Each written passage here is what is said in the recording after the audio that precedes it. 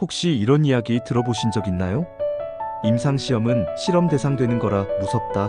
이미 늦었는데 무슨 신약이냐. 괜히 힘들기만 하고 결과도 모른다더라. 하지만 진실은 전혀 다릅니다. 오늘 영상은 암 치료를 받는 모든 분들과 그 가족들, 그리고 우리 모두가 반드시 알아야 할 이야기입니다. 삶을 구할 수도 있었던 기회를 단지 정보를 몰라서 혹은 의사와 이야기하지 않아서 놓쳐버리는 사람들이 얼마나 많은지, 그리고 그 상황을 바꿀 수 있는 방법이 무엇인지 말씀드릴게요. 사실 지난 30년간 미국에서 암으로 인한 사망률은 무려 33%나 줄었습니다. 이 놀라운 성과 뒤엔 수많은 사람들의 희생과 노력, 그리고 임상시험이라는 존재가 있었습니다. 하지만 정작 이 임상시험에 참여하는 암 환자는 100명 중 2명에서 5명. 의사와 임상시험에 대해 대화를 나눠본 암 생존자는 고작 15%에 불과하다는 사실에 생명을 바꿀 수 있는 기회가 조용히, 너무나 조용히 사라지고 있습니다. 임상시험이라는 단어, 듣기만 해도 뭔가 실험실, 위험, 불확실성 그런 단어들이 먼저 떠오르지 않으세요? 하지만 실제로 임상시험은 철저하게 계획된 매우 엄격한 절차를 따릅니다. 특히 암 치료를 위한 임상시험은 신중하게 설계되고 여러 단계를 거쳐야 시작됩니다. 단지 아무 약을 아무 환자에게 써보는 게 아니라 엄격한 조건과 윤리 기준을 통과한 치료법만 실험됩니다. 임상시험의 4단계. 1단계. 신약의 안전성과 적정 용량을 확인합니다. 이때 가장 적은 수의 참여자가 참여합니다. 2단계. 해당 약이 특정 암에 효과가 있는지 검증합니다. 3단계. 기존 치료법과 비교해 얼마나 더 효과적인지 확인합니다. 이때 수백 명 이상의 환자가 참여합니다. 4단계. 신약이 시판된 후 장기적으로 얼마나 효과적이고 부작용은 어떤지 추적 관찰합니다. 그리고 이 모든 과정은 의사, 간호사, 윤리위원회, 국가기관의 감시 하에 진행됩니다. 임상시험 참여자들은 단지 시험 대상이 아닙니다. 오히려 가장 꼼꼼하게 정해진 스케줄에 맞춰 정확한 용량으로 치료를 받는 환자들입니다. 정확히 말하면 일반 환자보다 더 높은 수준의 치료와 관리를 받는 셈이죠. 2003년부터 2021년까지 FDA는 120개 이상의 새로운 암 치료제를 승인했습니다. 이 중 거의 전부가 임상시험을 통해 효과를 입증한 결과입니다. 암을 이겨낸 수많은 사람들, 그리고 그들 덕분에 이제 막 치료를 시작하는 환자들이 신약의 혜택을 받고 있는 것이죠. 그리고 어떤 사람들은 말합니다. 내가 임상시험에 참여해서 나은 게 아니라 다른 사람들을 위해 참여한 거예요. 이런 말 들을 때마다 울컥하죠.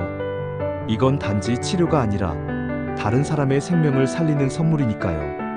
임상시험이 이토록 중요하고 생명을 살릴 수 있는 기회인데 왜 많은 의사들은 이 이야기를 꺼내지 않을까요? 그 이유는 꽤 복잡합니다. 첫 번째, 시간 부족. 특히 지역병원이나 재정적으로 어려운 병원의 경우 의사들은 하루에 수십 명의 환자를 진료해야 합니다. 이런 상황에서 임상시험에 대해 하나하나 설명하는 건 현실적으로 어렵죠. 두 번째, 정보 접근성 부족. 모든 병원이 임상시험을 진행하는 건 아닙니다. 세 번째, 편견과 오해. 일부 의료진조차 환자가 힘들어질까봐 라는 이유로 임상시험 이야기를 아예 꺼내지 않기도 합니다. 하지만 전문가들은 말합니다. 임상시험은 치료의 마지막 수단이 아니라 치료의 시작 단계부터 고려해야 할 옵션입니다.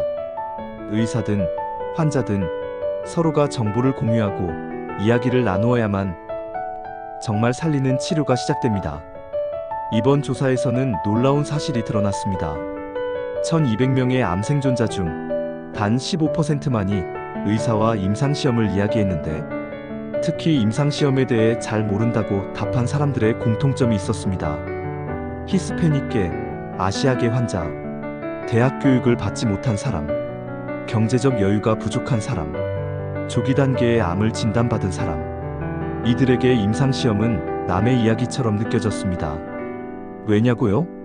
정보의 벽, 언어의 벽, 시스템의 벽이 있었기 때문입니다.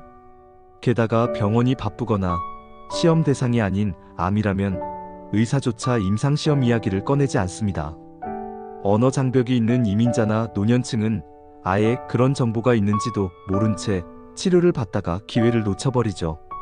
사실 신약을 꼭 받지 않더라도 임상시험에 참여하는 것만으로도 다음과 같은 이점이 있습니다. 첫 번째, 치료 스케줄이 엄격히 지켜집니다.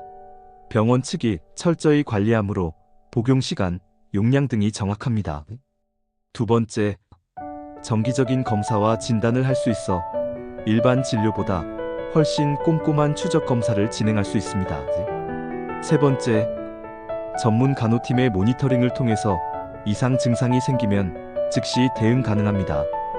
네 번째, 정서적 지원을 제공하여 시험 참여자에겐 심리적 케어와 지원 서비스가 병행되는 경우가 많습니다. 그리고 무엇보다 내가 받는 치료가 나만을 위한 것이 아니라 앞으로의 수많은 환자들을 위한 디딤돌이라는 것. 이건 무엇과도 바꿀 수 없는 가치입니다. 여기서 가장 중요한 이야기입니다. 그럼 내가 관심이 있다면 어떻게 해야 할까? 첫째, 의사에게 직접 질문하세요. 이 병원에서 현재 진행 중인 임상시험이 있나요? 제 암 종류와 단계에 해당하는 임상시험이 있나요? 다른 병원에서라도 참여할 수 있는 임상시험이 있을까요?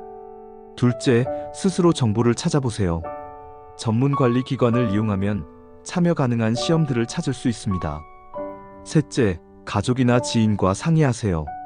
말로 꺼내는 것만으로도 많은 정보가 오가고 생각지도 못한 경로로 참여 기회가 생길 수도 있습니다. 사랑하는 가족이 암 진단을 받았을 때, 혹은 내가 갑자기 그런 상황에 놓였을 때, 우리는 두려움에 휩싸이게 됩니다. 하지만 그 안에서 선택할 수 있는 기회가 있다면 우리는 더 이상 두려움에만 머무를 필요가 없습니다. 임상시험은 그 기회 중 하나입니다. 정보를 안다는 것, 선택할 수 있다는 것, 그 자체가 희망의 시작입니다. 오늘 이야기가 도움이 되셨다면 좋아요와 구독 버튼을 눌러주세요. 당신의 관심 하나가 다른 누군가의 생명을 바꾸는 정보로 이어질 수 있습니다. 우리 서로를 지키는 지식과 마음으로 함께 걸어가요. 감사합니다.